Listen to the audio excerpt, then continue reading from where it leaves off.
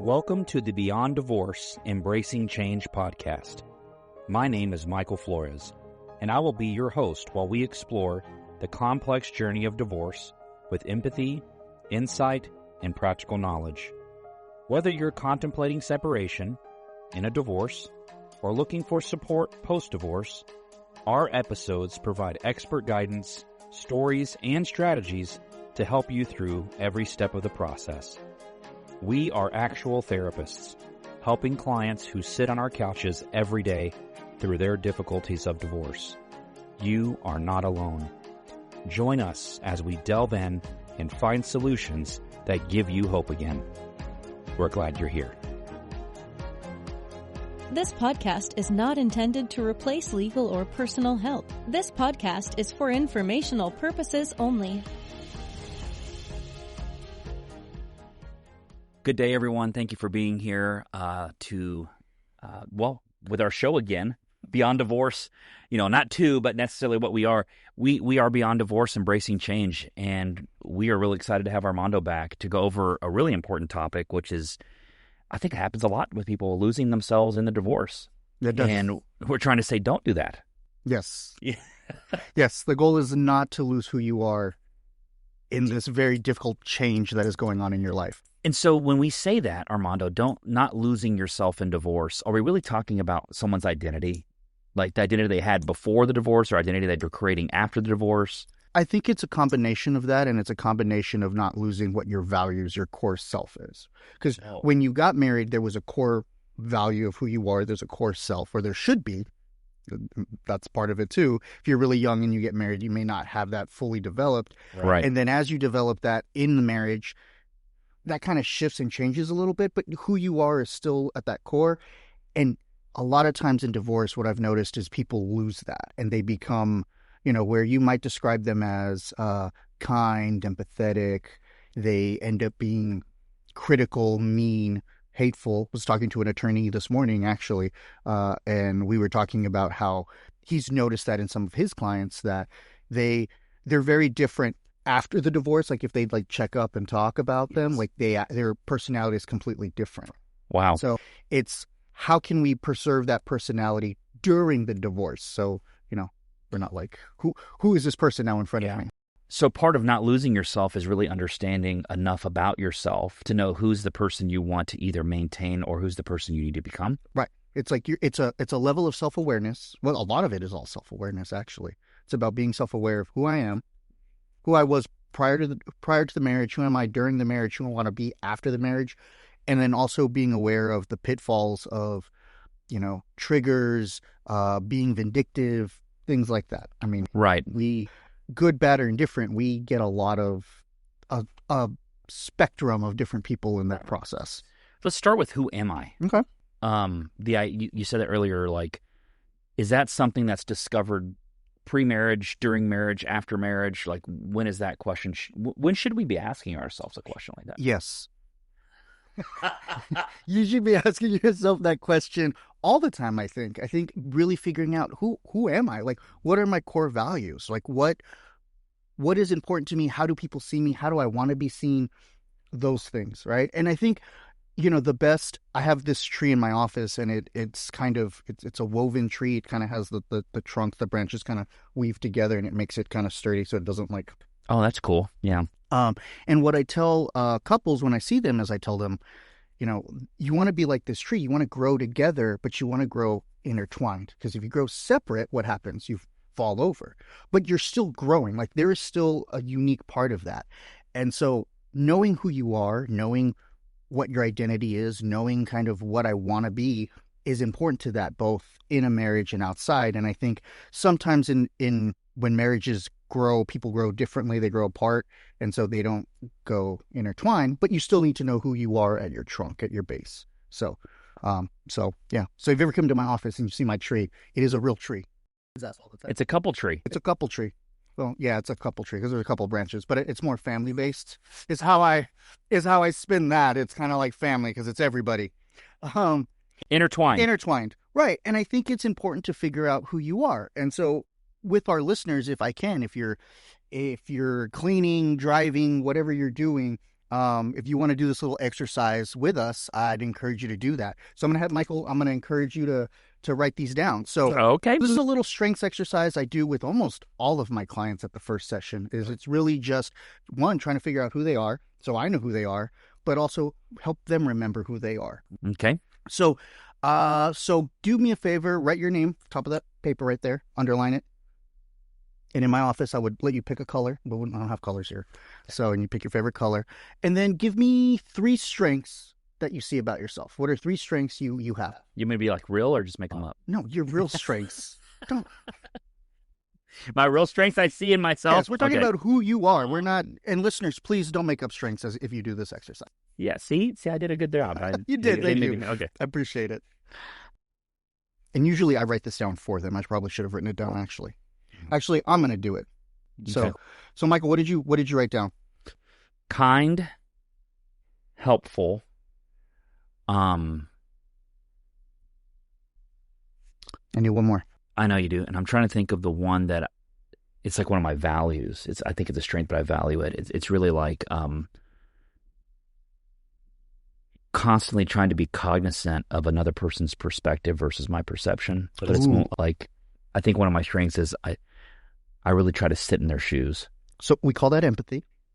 Yeah, maybe. I don't know if I'm very empathetic about it, but it's more just trying to kind of see their world from their construct, their point of view. But I think empathy is part of having someone's point of view, and perspective is having empathy for it. Oh, sure. I can see somebody's point of view but not care about it. You want to care about it, right? You want to be able to see where it is. Yes. So I think that's the key there. Okay. So you would say you're kind, helpful, and empathetic. Okay. Give me 3 skills or strengths, maybe not skills, but strengths that your best friend or a close friend or any close friend you would hope that they would say about you. So if I asked them about you, what would you hope they would say? I would say, tell me about this Michael Flores guy. What would you hope they would say about you? A close friend, I'd want them to say that he's very loyal. Okay.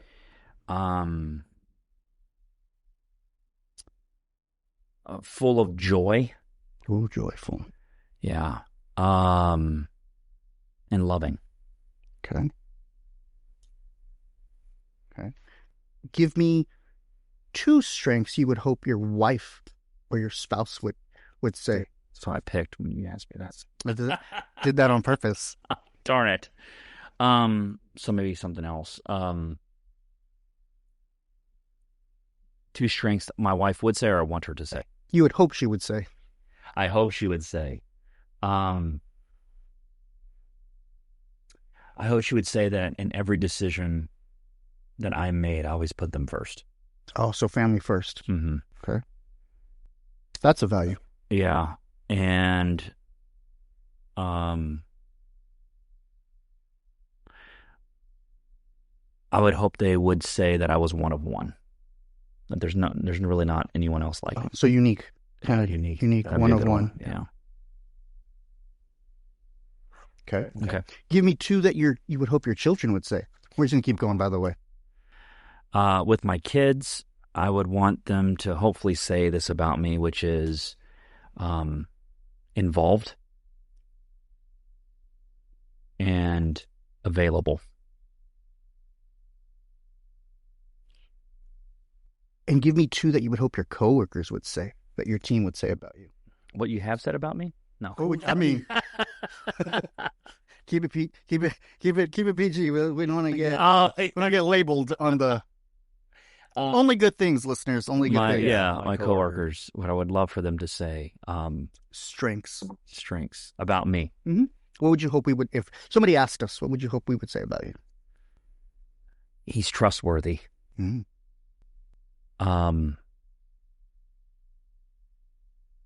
And I hope the other strength that you guys would say is that about me is that you feel like you're a part of it with me. I'm not leading you through something as much as I'm in the ditches with you. I'm in the trenches. Like we're united, it's together. And he leads us in a way that we don't know if we're leading or he's leading. It's like it's a beautiful dance. Mm-hmm. So yeah, that type of relationship. Kind of a strong leader, kind of focused, people focused leader. Yes, yeah, where we both do the pulling.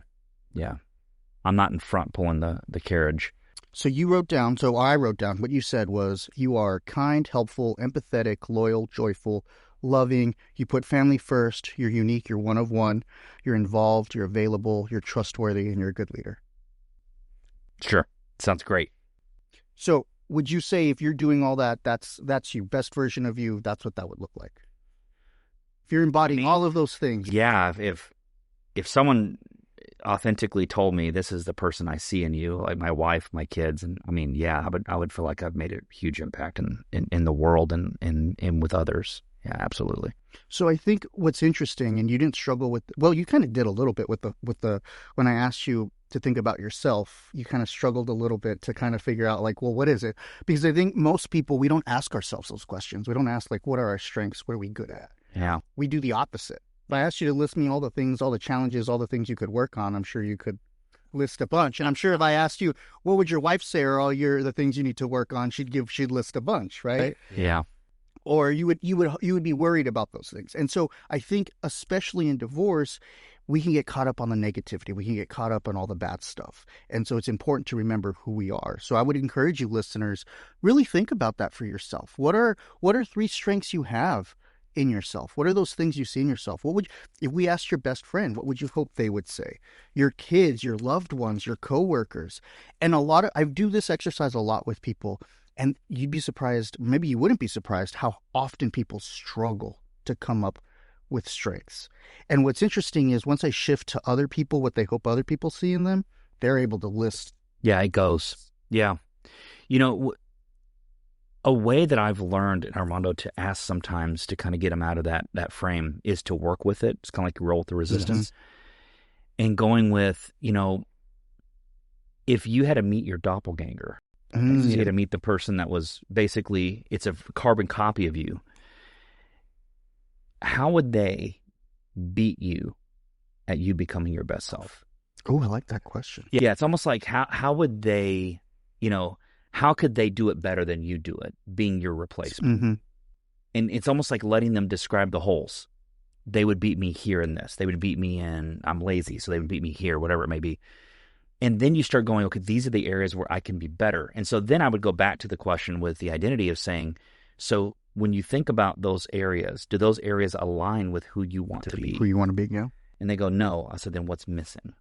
And for some reason, I feel like I get a lot more people starting from that place, moving them forward. Mm-hmm. But I think I like the way you do it, because when you do it first with strengths and you watch them struggle, then you go, okay, so let me back up then. But if they don't struggle and they go through it, then you're like, cool, you have a pretty good sense of self. Mm-hmm. Good. That's a great measure, isn't it? And it's also important, and this is just a therapeutic trick, is I do it too to see who it's easier for them to label like different strengths they see, right? If I do it with parents, typically if it's about kids, they're able to list a lot more strengths that they hope their kids see in them. If it's a teenager, friends gives me a whole list of things that they hope. Parents, they struggle with, but like with friends, they're able to give, which is developmentally appropriate. Sure is. For teenagers. Sure is. And so that also lets me know who's important in their life, and I point that out to them. So listeners, as you do this, and I would encourage you to do that, is really think about who's important to you, what you hope they think about you, what you hope you are showing them, and understand that's who you are. Right. So if you're going through a divorce and you're not empathetic, right? You're being like, I don't care what they have to say. This is what I'm doing. You're not loyal. You're like saying one thing and then you agree to one thing, but then when you get to the courtroom, you do something completely else. Yeah. That's not taking anybody's perspective. Right. You're not being trustworthy. You're recording every conversation you have with someone. That is going against who you are. And I think I really want people to understand that hurts you, that hurts your kid, and that hurts your spouse. When you have to go against the grain, what you're really showing is that there's a hurt or a fear that's built in that is taking so much more precedence over the person that you actually are, and so people miss it. I think a lot of times I wonder when people go through this stuff, they lose themselves because they'll go into court being the person they want the court to see, not the person that they are, because they're afraid of their own vulnerability. It'll get used against me. They'll But I find that when you come in and you are just being yourself, let me give you an example. So I was in court, and I was a court appointed to do therapy for an individual client. Okay. And when this client came to see me, individual work, I'm not doing anything else. They're doing reunification with someone else, and all these other parties are involved. The first thing the person tells me, he looks at me, not happy about being here, number one. Basically says, why do I have to see you if I already have a therapist? Or have, just kind of just pushing back. And what I loved about that conversation, it was genuine. That person could have come in and checked the box and played me or whatever they wanted to do, right? Manipulated. But they came in with honesty. And that integrity and honesty I banked on. And I literally remember sitting there in that conversation, and what was really amazing is, after all these sessions we've had, I got to hear testimony in court. And the attorney asked him in court, what did you think about doing the individual therapy? How'd you feel about it? And the answer was the same I got. I didn't like it. I felt like it felt like another setup on something to try to get me on something. It was another person in the cog that was going to tell me how I was wrong. But something happened in that session. And it allowed me the opportunity to go, this person really wants to help this person. And it almost, I had my head down because I didn't want to get teary-eyed about it, because that's what I really aim at doing is like, I want to bring the best self out of you. And I can't do that if you just don't tell me the truth. It's okay if you come in here and go, if you come in and say, I don't want you to help, I want you to get out of the damn way and move on. I may not like your answer, but man, if that's truly how you feel, what exactly? You see what I'm saying? That authentic version of self. So yeah, knowing who you are and allowing the authenticity to present itself in the therapeutic setting, to me, I'm not interested in hurting you with it. I'm interested in trying to go, now I know where we stand and I know where I can either help or not help. But this also goes back to how many times have you worked with a kid and they said, oh yeah, my parents changed after the divorce? Oh, it's all the time. Because they have changed, right? Who they are is becoming different. And you said it, you spoke to it when you said it was about like the fear of loss or the hurt or the anger, right? Yes. It's those other things that are changing them from something else. What's interesting is I think in the work that I do, and even on these podcasts, I feel like there's a through line in some of the episodes that I do, is where people have the best intentions, and I like to think that people have the best intentions and they want to do well, but they get lost along the way, and it makes them mean. It makes them cruel. It makes them prickly. I think I said that one of the very earliest episodes is that people get prickly, and we forget who we are, our best version, and we get prickly to survive. So instead of being empathetic, I'm closed off. Yes. Instead of being, collaborative, I'm difficult to work with. I don't know what the opposite of collaborative is. Uncollaborative, difficult. I don't know, whatever the word is. Feel free to write in and put the sort of stuff. Comment below with different uncollaborative. But I mean, I think that's part of it, and that's part of knowing your triggers of what is going to trigger you to flip, to become that negative version of yourself. How does a person, to not lose themselves, how do they discern what a trigger is, what it looks like?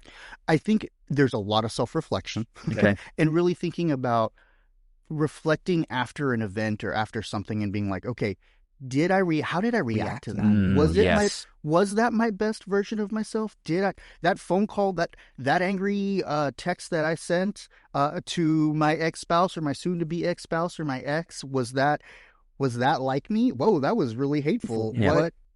What happened? I mean, I'll speak for myself. There are moments in my life where I've been angry and I've surprised myself with the things that I've said or done. And later I'm like, whoa, what was that about?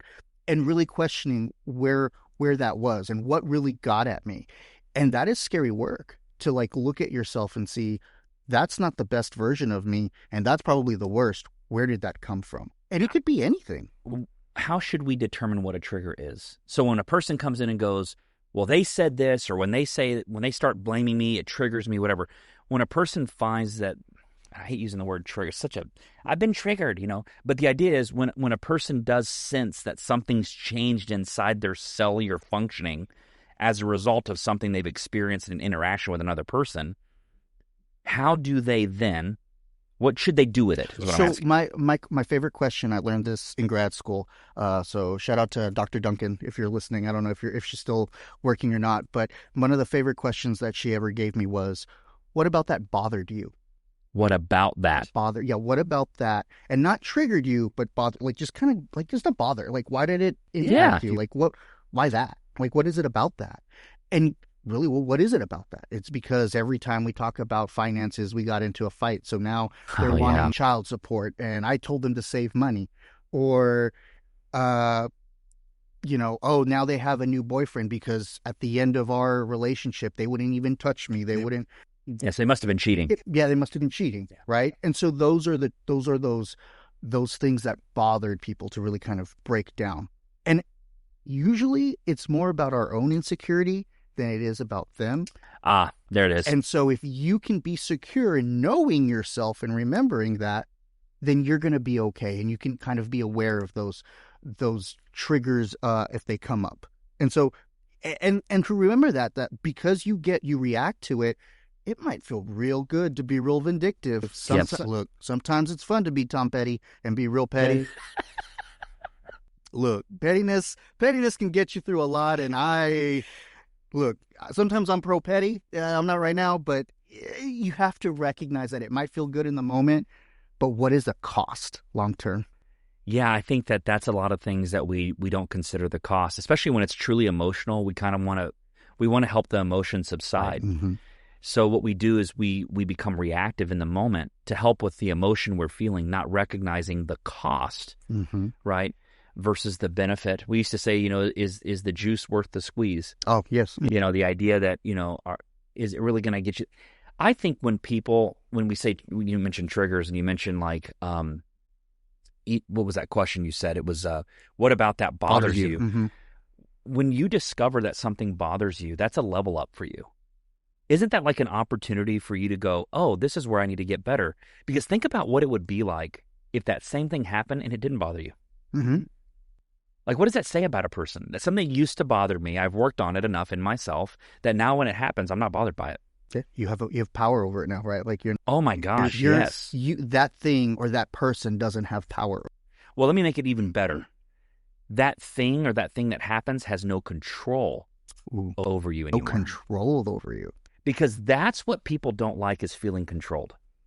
Or feeling powerless. Yes. And so when they become triggered or bothered by something they experience, don't you get the sense that the reason they fight back so much is to get power back or to get some level of control? Absolutely. So that's really what that is. And I think, and I'll speak for myself. I mean, I've done a lot of work on myself in terms of my own emotions, and I think feeling powerless of your emotions sometimes, of being angry or being sad or what have you, that's a feeling I didn't like personally. So, right. Like, how do I gain control over this? Because, correct. You look back and you're like, whoa, that was bad.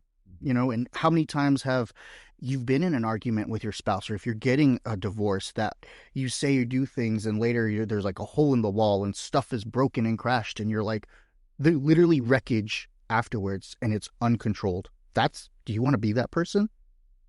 So how do you get control over that again? And I think that comes from the self-awareness and working on yourself to being able to recognize that. Yeah, and it's interesting because when people work through that stuff, there's no timeline on it. Some people take a long time to get there. Other people can get there because it's almost as if, like, let me ask it this way. What do you think the difference is between someone who gets there quickly and recognizes things in themselves versus someone who gets there over a long term, like a process? I think it depends. I think it depends on what the issue is and if it's just like localized to one person. Yeah. Right? So like, say you have that one boss that they're just overly critical and they like, it's their words that get to you. Right. Or maybe it's not. Maybe it's a childhood trauma and you've been dealing with that for years. So I think it depends on the complexity of how it is. But I also think there's a level of motivation too. Yeah. I think I'm going to offer the listener something. I'm going to give them a nugget. Okay. Quit taking everything personal. Oh, yeah. Most things that are triggering to you is because you have made it about you in some way. Now, let me say this, though. if you find yourself being bothered by something or triggered by something, you might need to go into yourself and say, I'm bothered by this because something in this might be true about me.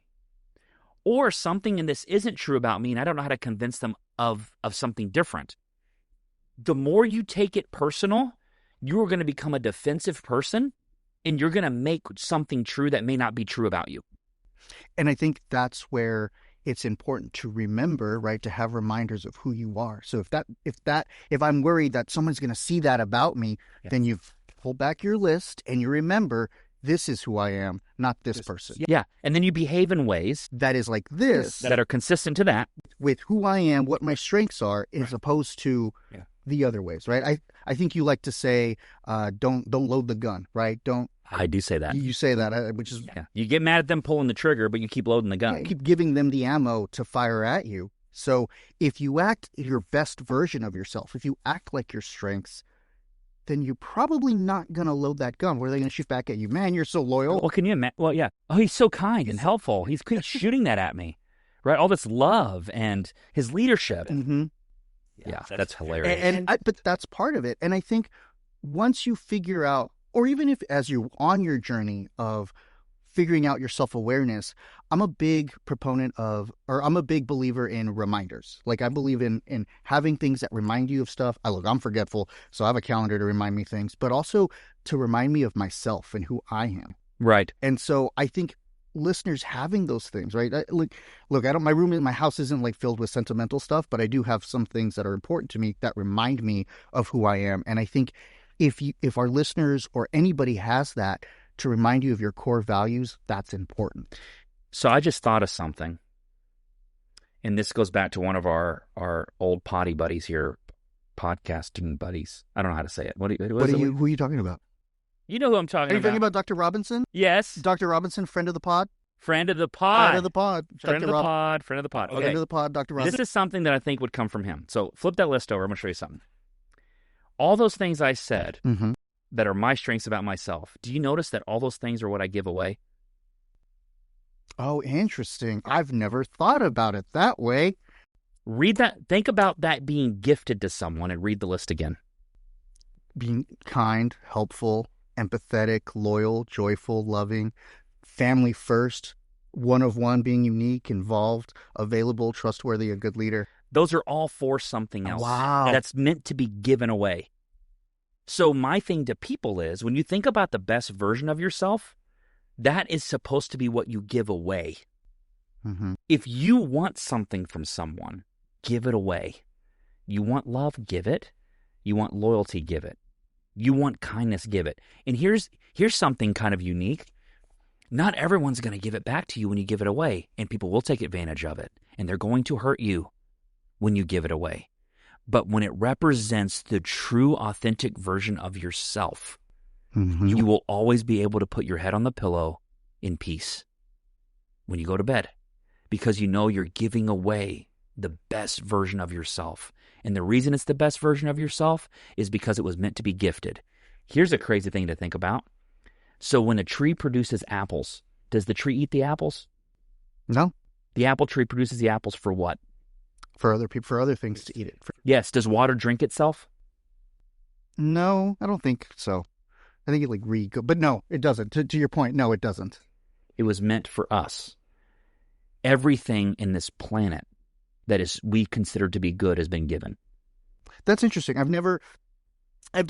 do this a lot, and I've never noticed that kind of trend. But that's really interesting. See what you did to me, though? You made me do an exercise, and now my brain's going again, because that's what I do. That's what I do. I do.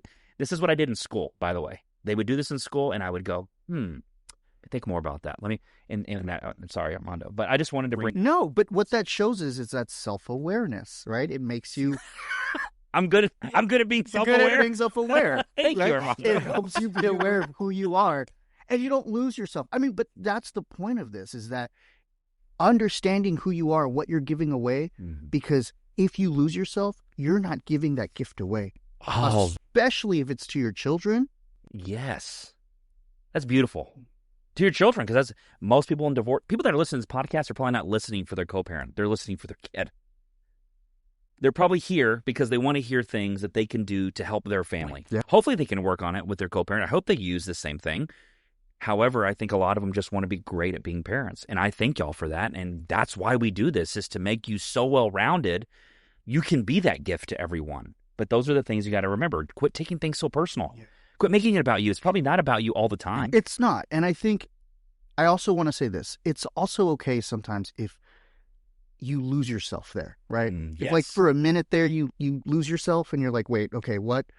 It's okay as long as you come back to. Well, I think that's like the GPS, right? When you find yourself losing yourself in that moment, isn't that kind of a reminder of where you need to grow? It's like, oh, that's the thing I need to work on. Oh, that's the thing I need to get better at. It just makes me smile because I'm sitting here going, if we started using our emotions like that as navigators, not necessarily answers, mm-hmm. you probably will find a lot about yourself, become so super self-aware. People are going to be like this.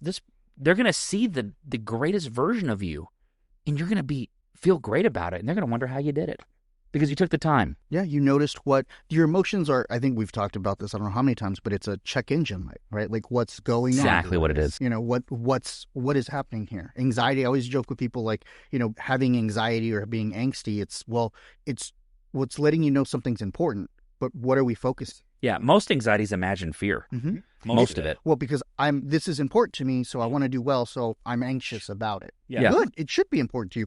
Now you're aware of it. What are you going to do with that?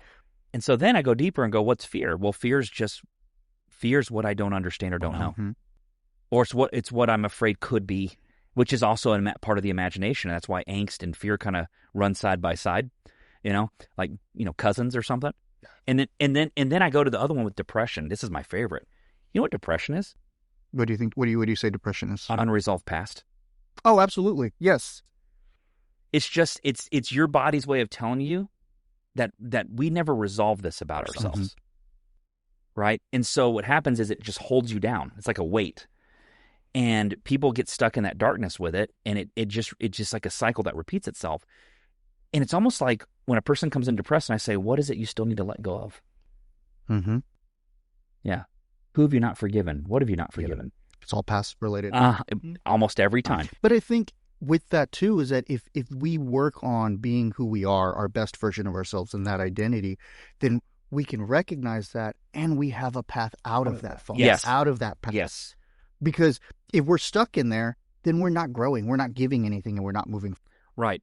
So let me recap real quick. We'll finish up, Armando. Woo! I got fun there at the end. Okay, couple things to remember. Not losing yourself is first defining your strengths about yourself, understanding yourself. Thank you for offering the exercise. What a free gift to them.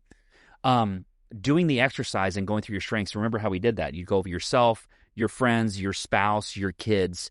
What do you hope they would say about you when they think about, when someone says, tell me about your dad or tell me about, whoever they're describing. Building your strengths. When you struggle with that, that's a sign you need to do more work on figuring out what that is or what you want that to become. Okay? And so then once you have those strengths built out, you start asking if the way that you're behaving is aligned with those strengths. Is that correct? Is that matching? Yeah. Is the way I'm responding, the way I'm interacting, right, is that matching with those things? Yes, and remembering that when you get triggered or bothered by something, it's really just a sign that that's the area you need to grow in. Is that right? Yep. Okay. And then the last thing to remember as you go through all this is like our friend says, and I didn't say this yet, but like our friend says, Janan, give yourself some grace. Oh, yeah. Give yourself some grace. Yeah, give yourself some grace, right? Quit taking things so personal and let go, which is called forgiveness, right? Give away what you want in return. Give it away, right? You want kindness, give it away. You want mercy, give it away. You want flexibility, give it away. Even if you don't give it back, give away who you are because your best self was meant to be given to others. That's what it's all about, guys. Anything else you want to add or leave the listeners with, Armando? No, I think always, once you do this exercise, I would say give it a couple years and go back and do it again. Ooh. I always like to do it again. It's one of those things that it's like when I read one of my favorite books. I read it when I was in high school. I read it when I went to college. I read it right out of college. I haven't read it in a while, but I probably need to read it again because every time I read it, I get I learned something new. Like my perspective has changed. My life has kind of changed the meaning of it. And so it's a different, and I'm always curious to see what we add. Yeah, we are constantly involved in an evolution. Yes. We're involved in an evolve. We're Right. we're growing. Change is constant. Oh, we better stop. I was gonna say That's good. Thank you, everyone, for being here. We hope you are getting exactly what you need from these podcasts. We have been given some phenomenal feedback. We want to keep working. We are now international, by the way. Oh, exciting. We're being listened to in other countries. That's exciting. That's super exciting. People we may never meet are getting the opportunity to hear the things that we can share. And I just... Do you have subtitles? Thank you for that. Oh, we need them. We're probably going to have them eventually, right? So I don't know how we're going to do that. Anyway, thank y'all so much. We love you guys. We want to see you continue to grow and keep moving forward. So look here, everyone. We've created a free resource to help you understand the deeper dynamics that may be shaping your family's experience of divorce. It's called The Toxic Family Dynamics Unpacked: Understanding Triangulation, Parentification, and Alienation in High Conflict Divorces.